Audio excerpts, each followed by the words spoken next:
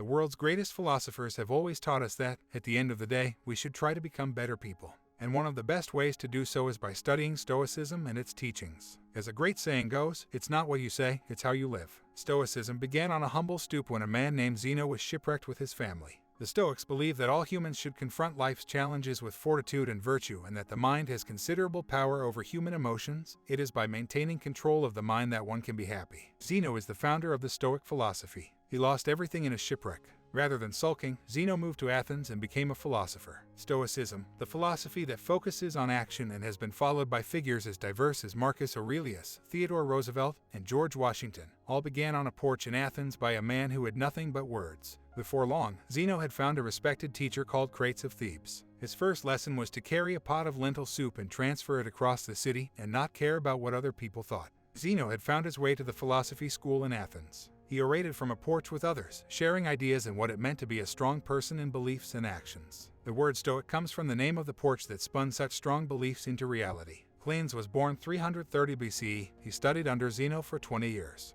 He was a philosopher by day and a water carrier by night. Most people thought him simple, as he refused offers from the Macedonian king to be a tutor and toiled in his hard work. But Clean's life of hard work and being frugal exemplified the Stoicism philosophy. Cicero was born 106 BCE and wrote the Stoic paradoxes, which immortalized the Stoics' philosophical beliefs. However, he was a terrible Stoic. Cicero was vain and ambitious and let his temper and passionate nature get the best of him when he slaughtered thousands to put down a rebellion.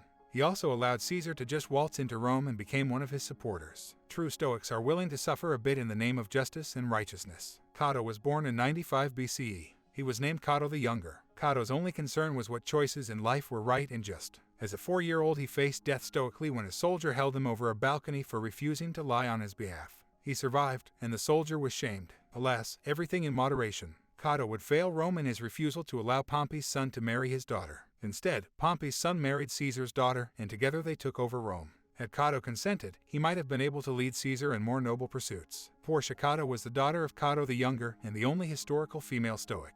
Her first husband died and she married Brutus, the man responsible for plotting and executing the murder of Caesar. In order to prove her stoicism, she stabbed herself in the thigh. This she did to demonstrate to Brutus that she could be trusted with his secrets. Years later, this self-flagellation and passion would lead her to kill herself after the death of Brutus so that she could join him in the afterlife. Seneca the Younger wrote a letters and essays anthology called On Morality. He would be the tutor for Nero, the future sociopathic emperor. Though Seneca wrote diligently on what it means to be a Stoic, he didn't lead the life of one. He stood by Nero's side as Nero murdered his mother and all his male relatives that could take the throne from him. Seneca was one of the richest philosophers because he stood beside Nero rather than his Stoic philosophical beliefs. Marcus Aurelius was born in 121 CE, wrote the book Meditations. Of all the Stoics of historical note, none lived more of the Stoic philosophy than Marcus. He named his brother Lucius co-emperor. He sold all his finery during the plague so that his people wouldn't need to be taxed more, and he wept when Cassius was murdered for trying to overthrow Marcus and Lucius's empire. Marcus Aurelius was a man of his people, and not just the rich people.